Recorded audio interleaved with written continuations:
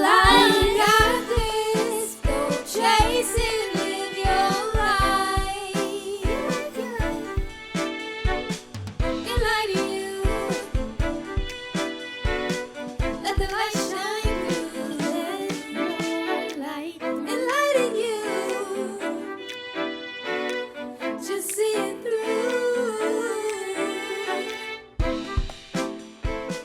I'm Melissa Thrasher. And I'm Lolita Cummings. Welcome to Enlighten U, EMU's award-winning mental health podcast for students.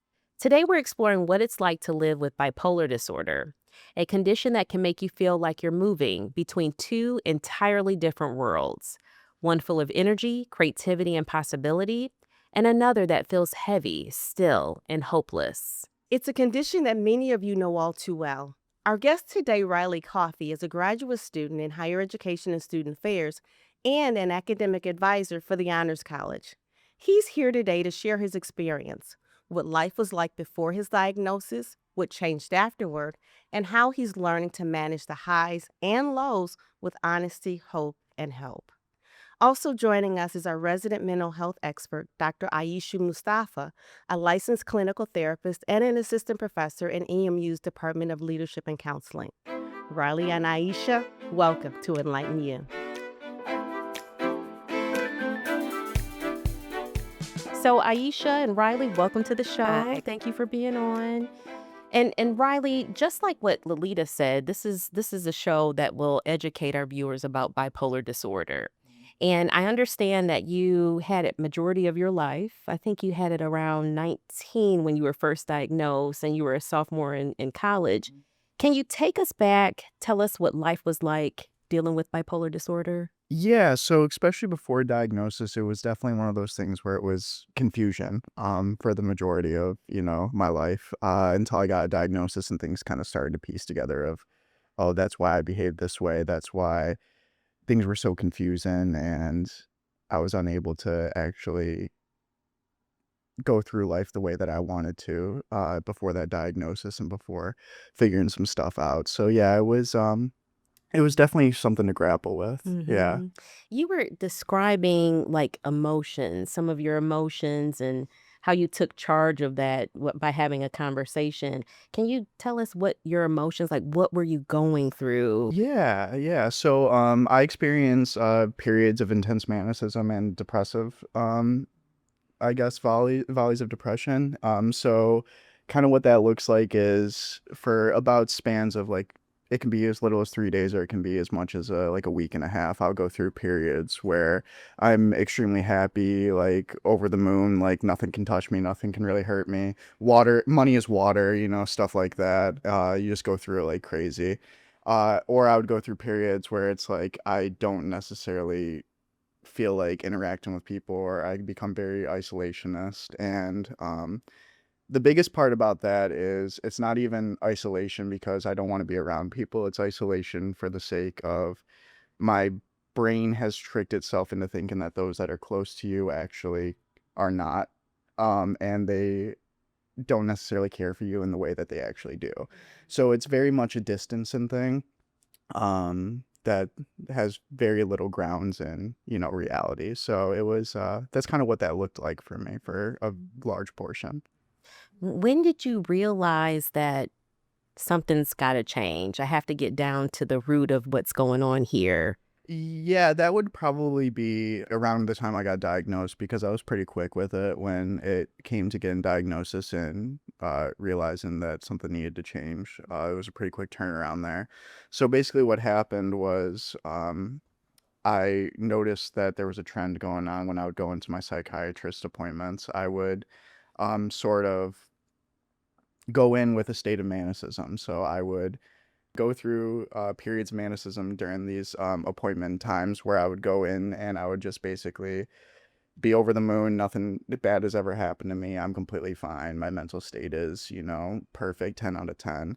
And I realized that wasn't true. That just wasn't necessarily the case. So what happened was I went in around my sophomore year and I just had a conversation with them. I said, hey, there are people in my family that are diagnosed bipolar. So they ran through kind of a verbal test with me and, I had pre-established manicism and depressive disorders, so they were like, okay, this lines up pretty well, and that's when I got my diagnosis. Oh, wow. Yeah. Why did it take so long for you to be diagnosed properly? Was it because they didn't know you and so you would enter in the state of mania and they thought it was normal for you? Or was it something else that because when did you remember when do you remember acting differently or feeling like you were different before 19? Yeah, so I think that that would probably be I kind of knew I was a little bit different for since I was a young child, so probably like 6 or 7, because I had instead of mania and depressive episodes, I would have pretty bad anger issues. So I was a child that had fairly bad temper, and I'd kind of explode a little bit. And in retrospect, when I look back on it, that was a pretty telltale sign that there was something up. And I kind of attested to a lot of things, not only the bipolar disorder, but also a divorce that happened pretty early on in my childhood. So, uh, kind of mood regulation was always an issue, and that was a pretty telltale sign for me. Okay. And so once you decide, did you start going to the psychiatrist when you were 19 or was it before then? Yeah, it was a little bit before then. I want to say I was 18. It was when I first started entering college. I started to go because I grew up in an environment that had a lot of stigmatization around mental health and mental health treatment. Uh, one side of my family more so than the other, but of course, the side where it actually mattered is where I was getting my insurance from. So that kind of made it a little bit difficult for me. But once I got into college and I saw the acceptance of mental health and the idea that, it's something that needs to not be shamed, but needs to be actually treated and, assisted, that made things a lot easier for me to actually go in and figure things out. Yeah. Good. So was the diagnosis a relief for you? Was kind of a Yeah, that's a good good question. validation of what you had Yeah. been feeling and dealing with? It was kind of a double-edged sword, I'd say. So it was a relief and it was also a burden at the same time because, as I'm sure you remember when we talked a little bit before this, it does kind of contribute to identity crisis when it comes down to it. So you are existing in these two states for so long, and the idea that, oh, it's just your brain having chemical imbalances and you're just not necessarily functioning how you're supposed to, that kind of made things a little bit difficult for me. It made me question a lot of my emotions and a lot of the validity of a lot of the things that I've done throughout my life, and if those choices were actually mine or if there was something else that actually influenced them. Because those two states were mania and depression and Mhm. manic, right? Yeah. Okay. Is that Riley's experiences? Yes, a lot of the things Riley said were perking my ears. So with bipolar, there's type 1 and type 2.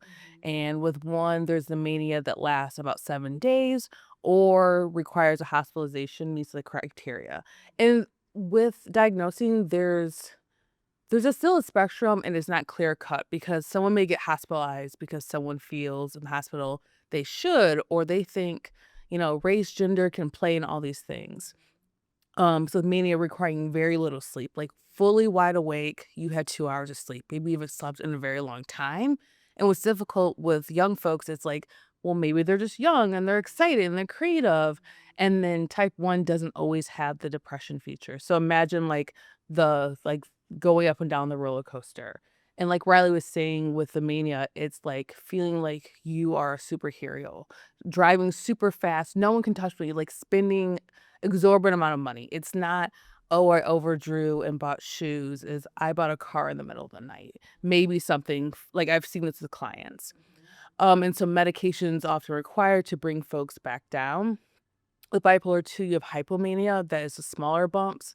And so, but also with the downs that are hard. And so, maybe having a lot of great ideas. And sometimes like they're more reasonable. They're not, I'm gonna go start a bakery, but it's like, but you have celiac disease. Like, how is that gonna work? Type of thing. They're like, you can be seen as like they're really creative and like this is great. And it's with something that's difficult with young folks, it's like, oh, people are like, well, if you're taking risk, if you have higher sexual activity risk or driving fast. And some things are just marked by adolescence and our brains are growing. And so you're trying to figure out, like, is this impairing your life in a huge way, or is this within the normal scope? The other thing is pressure speech. So just you cannot interrupt. It's just like, I went to the park, I did this and that, and then you're like, okay, you're trying to get in, but then also folks with ADHD can also share some of those symptoms. So you're trying to figure out which is a better fit. And unfortunately, with figuring out the fit, certain meds aren't great for other ones. So for folks who only experience mania, having antidepressants is not a great fit for that. And so you're trying to weed out what it's like. And so some folks, they don't get diagnosed in adolescence because they want to make sure this is not normal adolescence. This is not a result of trauma. And so what does the impairment look like? And so some people just require less sleep. What is you haven't slept in a day and you're just at a 10 still. I saw you nodding your head a lot to that, Riley. So you experienced some of that. Yeah, I will say prior to getting medicated, that's when I was at my most academic weapon. Like I was I would stay up for extreme amounts of time doing work and trying to get ahead, and it was so that kind of spoke to me a lot. It definitely made a lot of sense and pieced some things together that I hadn't necessarily heard. So yeah. I actually I laugh. Interesting because we all experience some of these things. And so sometimes people may listen to podcasts like, I have that. And it's like, I can't remember the phenomenon, but you take Psych 101 and you diagnose yourself with everything. And it's like, yes, yes. And so it's like, we often have the criteria, but is it causing impairment in our lives? I know someone who sleeps 4 hours a night and it works great, doesn't need caffeine, and juice is her caffeine. And she's like, this is fine for her. And other folks, that is going to cause great impairment in their life. Yeah, yeah. When I listened to Riley's story, one thing that stood out to me was the fact that he mentioned it runs in his family.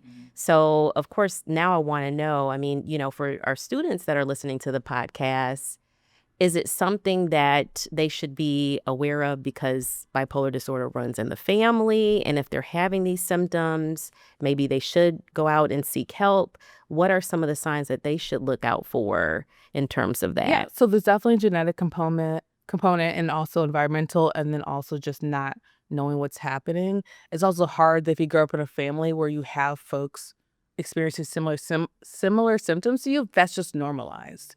And so how to navigate having folks in your life where like, that's a little different. Or there's, like you said, the patterns. That's like one of the key signs is it's not just here and there. It's not once a year. It's the roller coaster when it's unmedicated and not having therapy. Wow. How often do you have the episodes? Is it like once a month? Like, do they come in waves? How would you explain that? No, that's a little bit harder to pin down. It's a little bit more inconsistent for me because I've gone decently long periods without, and when I say decently long, I mean like a few weeks, like 2 or 3 weeks without, any if I'm not medicated, without like any serious fluctuation. And then, but most of the time it's like every few weeks or like, I'm kind of just existing in that cycle of, ups and downs without too much intermission. I have a question for both of you. You said something a couple of minutes ago. You said it could be environmental. What does that mean? Yeah, so the things around us, I'm not saying specifically for bipolar, but like food, toxins, pollution. There's just all these things that is like this like grab bag, yeah, of contributions to it that you just don't know. And so just fixing this huge bucket of the environment. Gotcha. I have someone who's really close to me, a family member, who went through something very, very similar and the exact same thing. And it was a result of getting some marijuana that was laced with something too strong. Is there a lot of that that's happening? Yeah, so one of the things with folks who are exhibiting symptoms of anything is they want to rule out that substance abuse has contributed. And so marijuana is altering states and that can trigger things. It cannot. Everyone responds differently. Some people when they're on marijuana, they experience similar symptoms of the pressured speech is what it's called. Because some people are like, well, no, marijuana chills you out. Not for everyone. And so, sometimes psychiatrists will have conversations of, I don't think you can use substances because for your body, it just reacts differently. And so also with the increase of things being laced with fentanyl, our body just reacts differently. So there's also bipolar with psychotic features, which is you're hearing or having delusions and hallucinations. So they're trying to figure out what is the disorder, what is atypical features like psychotic features, what is it, maybe you have a medical condition that's causing certain things. So like Parkinson's can cause um different mood issues, and like trying to figure out what is what, and that can take a while. And one of the things that's difficult is with insurance, they have to bill, they have to diagnose you the first session.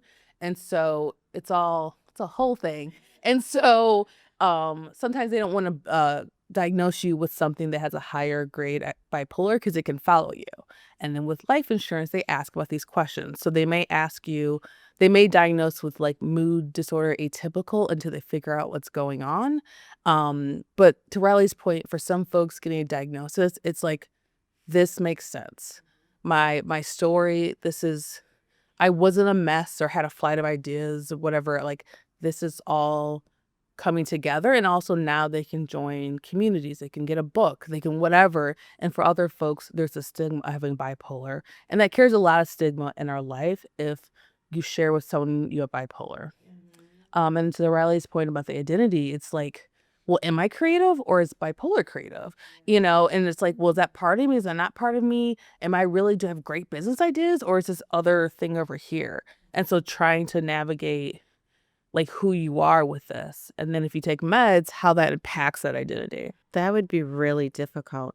As I'm trying to get into like the role of a therapist, which I'm not, but it seems like it would be so difficult to diagnose someone properly because there are so many different symptoms that belong to this disorder or that disorder, and then finding the right one. But it sounds like, Riley, you were able to get your diagnosis fairly quickly because you were participating in the process, right? You had already figured out some things on your own that you were able to share that made it easier. And so were you medicated? Was um your remedy or part of your, your healing just medication, or was it something else? And how did you feel about that? I feel like my journey when it comes to kind of figuring this out and the healing aspect of it is definitely it's multi-layered. So it did start with getting diagnosed and medicated, which was easier than it is for most people. My biggest thing was getting over that obstacle of the stigma that was associated with mental health. But once I actually got in there and got in the office, it kind of made me feel a little bit better about the whole process. So, like you said, it was a little bit quicker for me because I did participate in that process. I went to psychiatric treatment. I established myself for what was almost a year at that point before I really started to dig into stuff. I wouldn't recommend that to people. I would say dig into your problems almost immediately. Um, but it helped. It made things a little bit easier. It kind of expedited the process. That being said, medication was not the only part of it. And it took me a long time to realize that. That I it thought, wasn't just a yeah, pill that was going to fix this? exactly. For a long time, I was just taking my medication and I was, fairly consistent with it. I'm not going to say I was the best, but I was fairly consistent with it. And it just wasn't having the desired effect that I had. And I remember talking to my psychiatrist and he was like, what are you doing? Talk therapy. Are you actually going to someone and, unpacking all the stuff that actually contributes to this disorder and contributes to your mood swings and, different stuff like that. And the answer was no. So I actually signed up through CAPS, and was able to be put with a therapist. So that actually helped a lot. Establishing yourself, not only for medication, but also for actually, getting to the root of the problem it was huge for me. Uh, there was also some work done in areas that wasn't related directly to mental health. So besides like psychiatric and therapy and stuff like that, I also, started picking up new hobbies. I was like, okay, so I just need to get out there and actually do stuff and figure out what I enjoy. That was a huge part of it for me And what because is that? What I do know. you It's like, what's the enjoy?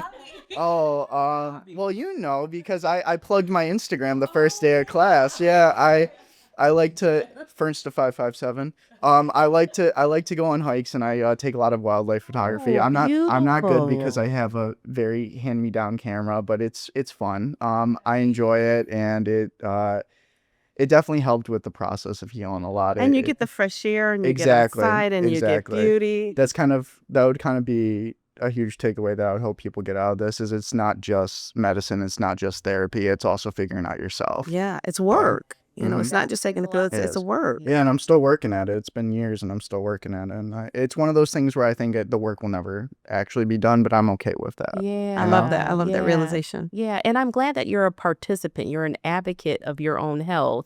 So you felt it's important to not only have the medication, but to find other outlets to deal with, Yeah, thank you. I your appreciate it. situation. So that's really good. Now, Aisha, I have a question because we have this advocate here, would you say that it's good that people find other outlets when dealing with something like this? And what would you recommend? Because I like that he's not just focused on the medication. Yes, absolutely. So medication can be a huge piece because you just had the ups and downs. Having a trusted therapist and the rapport that they can say, "Hey, I'm noticing some things." Because when you're in it, I mean, you feel amazing. Like it's just like the best day every day for 37 days. And then so having someone who's like, "Hey, bud, you're talking really fast. Like, how you doing?" Because the other things that impact it is sleep and stress, which is super annoying because like, well, cool, I'm in school. Like that's what it is. And so you're like, how am I supposed to fix that? And so having as much as consistency as you can, and because those things can throw it off. I don't know if you've experienced that where having to make sure you have some sort of routine. Um, and that's a whole thing of navigating. Like, I'm 36 and finally have a time I wake up every day at the same time because I have a kid that has to go to daycare. That's the only reason. And so it's trying to figure out what brings you joy and what things you can turn to because you may not always have access to a therapist, medication, um, sometimes there's just delays of pharmaceutical companies picking it up and and like what are the things you can do? And so having outlets. And some people will have outlets that are also things they know that they're experiencing episodes and they have an Instagram or something that showcases that and the thoughts that are going on in their head because it can be like an art and therapeutic for them. Interesting. Now, back to medication though, because there are so many different conditions that are similar and the medications react differently to each one. Did your psychiatrist nail it on the first try, the Oh, medications that you absolutely know? not. So Yeah.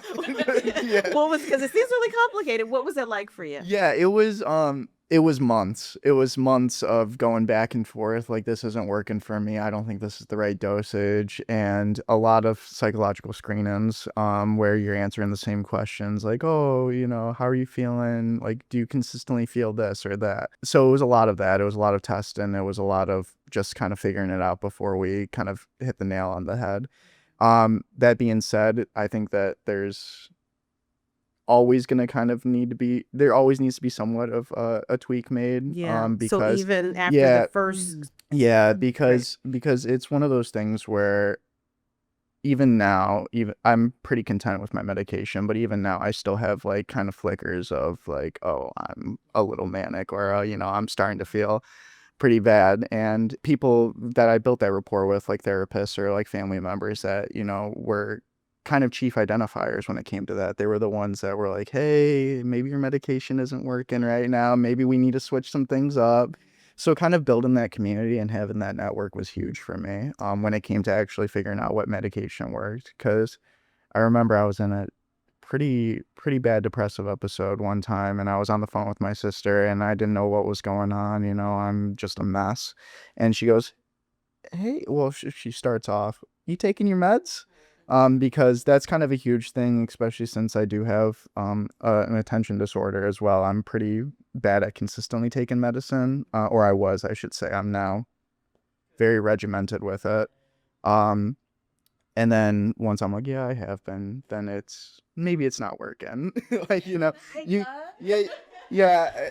And thank God for my sister. She's one of the ones that will clock me if I need it. She'll just be like, "Psh, no, You you, always you need gotta, one. You yeah. You do. always need one in your And life. it's great that you have, someone in your life who can do that. The person, the family member that I'm really close to, there's a network of us who we will, maybe we talk to her and we're like, did she seem a little off today? And so then we get to it that way. So it's great that you have that. But in terms of relationships, were you were they difficult when you were in your manic and depressive states? I mean, was there some destruction in there, or did people just rally around you? What was that like? Your Oh, interactions yeah. with other people? Yeah, great question. There's been some relationships in my life that were just completely ruined by this. And when it comes down to it, I kind of look back and I'm like, okay, a lot of that was because I was in manicism or a depressive episode. And I don't dwell on it too much because it's one of those things where maybe it was contributed that was contributed into it, but it was like, how was I supposed to know? How was I supposed to actually fix that in the moment? Um, so there's been some tough moments when it comes to building relationships and keeping relationships, especially when it comes to that manicism. Because when you have a friend that's like, let's go on a hike and then we're gonna do this and then we're gonna do that, and they're just like, it's my day off, man. Like I just want to chill out. Like it's tough. It's tough to keep that going. And it's tough to build normal relationships around that. Because you get unhealthy and unfair expectations of what a relationship should look like because you're either always on the move or you're like, I just want to be isolationist and I'm going to cut everyone off in my life. So being that person kind of made it really difficult to make relationships. And it's one of those things where you still kind of see the reverberations of it today. But it's overall, I've built a pretty solid network and I'm pretty content with everything that I have going on. I'm really happy about that. We're going to keep the conversation going, but I just want to stop real quick and just say thank you so much because the things that that you are sharing right now are helping. They're going to help so many people because they've had the I same hope I'm not just experience. word salad right now. I'm No, doing, no. yeah, This is good. I'm doing my best here. so Yeah, no, you're grateful. doing an awesome I job. appreciate that. Thank Yeah. you. And I'm glad we're talking about relationships and just thinking about, thinking back to some of your relationships. Is there someone that has said something to you that has stuck, that has helped you feel seen and heard? Someone that gave you hope in dealing with all of this? 100% my sister. My sister. What's your sister's name? Michaela. So What? there you go. Love So it. yeah, Older, younger? older by 3 years. So she's kind of always been the person in my corner. I mean, like she was like my defender when I went to high school and she was a senior and I was a freshman. So like she's always been close to me, especially since she kind of took up a pretty important mantle of, like pretty much caregiver when it came to when I was about 5 or 6 and there was a divorce going on. So she's kind of always been a really close ally of mine. And she was the one that really pushed me to figure stuff out because she has her own issues. And she was like, yours are far worse than mine. So, and like I said, she's the one that will clock me if I need it. She's the one that will give me a much needed reality check. So I can't point to a specific instance, but overall, my sister has been great. Other than that, I have a wonderful partner, Haley, who has been very great to me, and she understands that what I'm going through, what I have gone through, and what I continue to look like, what it's going to continue to look like as as we go down the road. So a lot of great people in my life. So yeah. Yeah, sounds like you have a good support Yeah, system. I love that I love that you do. Unfortunately, there's often a lot of stigma surrounding mental illness and, discrimination against people who have it. Have you experienced any of that or have you been blessed to Yeah. not? Yeah, so there's been some moments because once I got diagnosed, I was like, I'm just gonna kind of wear this on my sleeve. That's why, first class I come up to you and I'm like, hey, you guys Is that what happened? That's That's how you guys exactly Yeah, yeah. because I always share like my mental health journey because people just like knowing like I actually take a mood stabilizer. I don't have bipolar, but I used to have like let's have a conversation with the doctor, Aisha, and sharing that, and then Riley's like, hey, me. And I'm like, okay. So I always try to wear my heart on my sleeve when it comes to it. I feel like it's very important to understand that it's one of those things that is just reality. I need to kind of realize that this is something that I'm living with, and I feel like it's only fair to those around me that I explain to them, hey, I might be a little bit off sometimes, or things might be a little bit different from me. Um, and there's definitely been reactions where people are like, oh, okay. Those are few and far between. Especially here at Eastern, I feel like this is a very accepting community, a very accepting campus when it comes to mental health stuff. But Thank you for there, saying that. Yeah, yeah.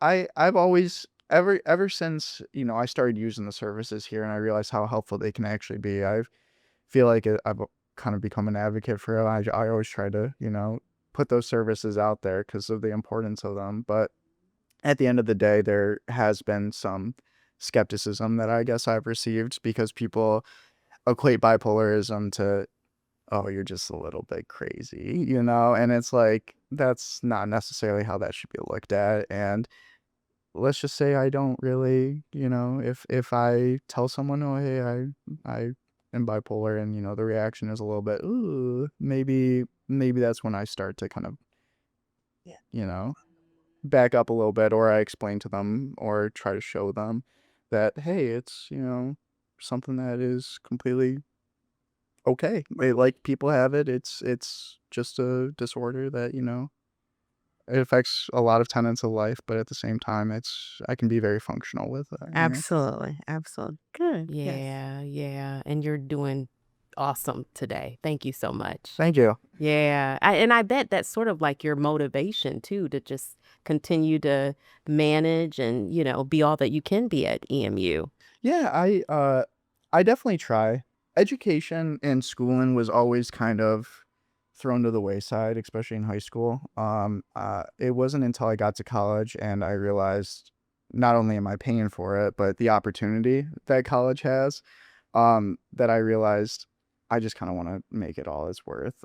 So yeah, it's been a journey, and We're talking about college right now, and, you're a senior? no, No, you're I'm a in my grad. master's Yes, you're program. in And Yeah. what masters? Yeah, higher education, student affairs. So, I plan on kind of continuing to do exactly what I'm doing right now. I love my job. I work at the Honors College as their student success and engagement GA. So, I get to make events. I get to help students out where they need assistance, and it's been a very rewarding career path so far, and I think that I want to keep down it. The ultimate goal is to get a PhD and teach one day, though. So, Viennation. yeah. Celebration. I like Yeah, that. so it's one of those things where it's like I have plans after graduation, but the plans after graduation are very much how do I link this to the next thing? So it's been exciting, and it's been tough. I was initially history and social studies secondary ed, and I was like, no, high school and middle school, that's just not for me. It's not an environment I want to be in. Not that there's anything. No, it's just not for Yeah, you. that's not for Then me. everything doesn't have to be for you. Yeah, so it just wasn't for me, and I was like, I want to teach at the college level one day, and I figured student services is a good way to kind of break into that and also get some front end experience, because if I want to teach one day, I better know what the students actually are going through and how to assist them at more of a forward facing level. That's admirable and wise. We're gonna wrap it up in a few minutes, but just a couple more questions. What advice would you give to someone who thinks they may be bipolar, but they're not quite sure and they're not they haven't made that step to get diagnosed because they just don't know yet? Yeah, I think that when it comes down to it, leaving it to a professional is a great step. I mean, even if you're unsure, just kind of voice your concerns to a trained professional and be like, hey, this is something that has been concerning me. I've noticed these patterns in my life, and maybe there's something that we can do about it. Once you kind of break through that and you start to go through the process of that, even if it's not bipolar disorder, if it's something else, they'll usually get to the bottom of it and be able to help you out. Yeah. Yeah. I love So how Good you advice. advocated for CAPS and how you yeah, use CAPS. caps is a huge one for me. I especially since a lot of issues relating to my journey were financially based as well, because my copay on my psychiatric appointments are just ridiculous, which is why I was so happy to get firmly established, where I could be like, how about we have an appointment every 3 months, you know? Using CAPS, using the school provided services, that's a great step, especially if you're a student and you're like, hey, I don't necessarily have the funds or the means to, get properly diagnosed. The CAPS is a great step. Great, great. Melissa, do you have one last question before I ask Aisha to run down the resources? I was just gonna say Oh, you that's want- a yeah. great question. I'm all set. Okay, I'm just Aisha, moved. run down the Yeah. Yeah, we were resources. 3 C's, CAPS, the counseling clinic, and the community behavioral health clinic. And so all free services, and for folks who are watching who are not part of the community at EMU, they can use the counseling clinic and the community behavioral clinic at like very reduced cost. Great, right. Riley, I cannot tell you how much we appreciate you being here Well, and I sharing your appreciate story with being. us. Thank you so much for having me. It's been Yeah, great. It's been absolutely. It's our great. pleasure to meet you and to sit at a table with you. So thank you. Thank you. All right. Yeah, thank you. And you got the memo this morning. You look good with us. Oh, thank you.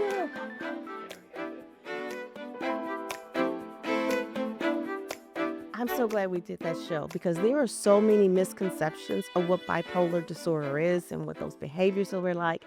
And Riley did such a good job explaining to us what his experience is like, and I'm sure what the experience of others are like. Yeah, it was definitely eye-opening. And then I hope that our audience learns just as much as we did during the show. So do I.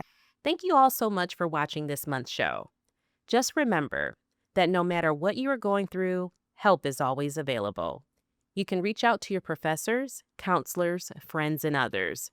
You can also call or text the Suicide and Crisis Lifeline at 988.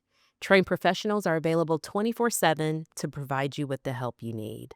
Melissa, what you just said reminds me of a quote of an American author named John Green. He said, and I hope you all will remember this, there is hope even when your brain tells you there isn't. You have to remember that. Well, this wraps up another show for us. Be sure to like, subscribe, comment, and share the episode with a friend who needs it. And stay connected to Enlighten U for more real conversations about mental health and college life. Until next time, take care of yourself and take care of others. Y'all be good.